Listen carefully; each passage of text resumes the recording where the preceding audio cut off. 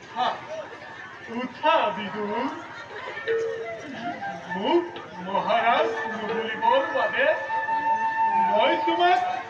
অনেকবাৰ কৈ আহিছোঁ তথাপিতো তুমি মোক মহাৰাজ বুলিছা যাৰ দৃষ্টিশক্তি নাই যি পৰম আশ্ৰয় গ্ৰহণ কৰি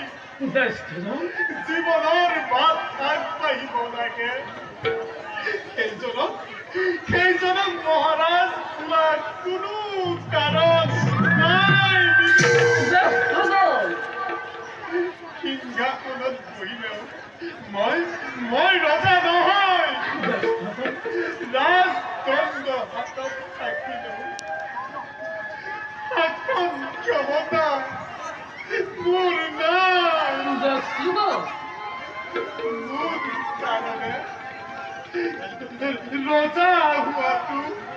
এক পৰিহাৰ বিদুৰ মোৰ মনত কি দুখ আছে জানা বিদুৰ আপোনাৰ দুখৰ কথা আমাৰ আগত অলপ দিলে ন ৰজা হৈ দিক বিজয়ৰ কাৰণে ওলাই যাব নোৱাৰিলো পিতৃ পিতামহে এৰি থৈ যোৱা ৰাজ্যৰ সংসীমা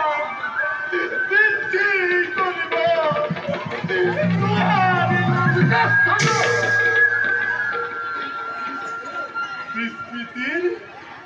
বিস্মৃতিৰ বুকুত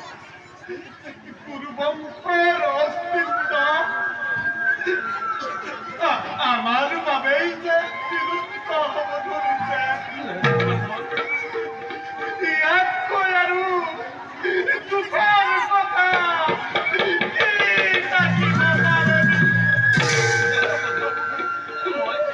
মই আপোনাৰ মনৰ কথা বুজিছো জ্যেষ্ঠজন দাসীৰ পুত্ৰ হলেও এক পিতৃ সন্তানৰ দৰে আপুনি সদায় আমাক ভাতৃস্নেহ প্ৰদান কৰি আহিছে সেয়ে আপোনাৰ মনোকামনা পূৰ্ণ কৰাই আমাৰ একমাত্ৰ কৰ্তব্য তুমি পাৰিবা বিদুৰ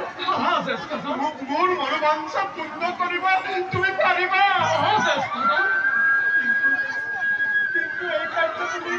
কেনেকৈ কৰিবা মই আজিয়েই অনন্ত নাৰায়ণক সন্তুষ্ট কৰি তপস্যাৰ বাবে গভীৰ অৰণ্যলৈ যাত্ৰা কৰি আৰু বৰ লাভ কৰাৰ পাছতেই এই পৃথিৱীত কেৱল দিগ্বিজয়ৰ কথা বুঢ়াই দিম জগতে বুজিব আকৌ এবাৰ পুৰু বংশৰ শক্তিৰ পৰিচয়ৰ কথা বৰ আনন্দৰ কথা বিদুৰ বৰ আনন্দৰ কথা বলা ভাই তোমাৰ যাত্ৰা আয়োজন কৰোঁ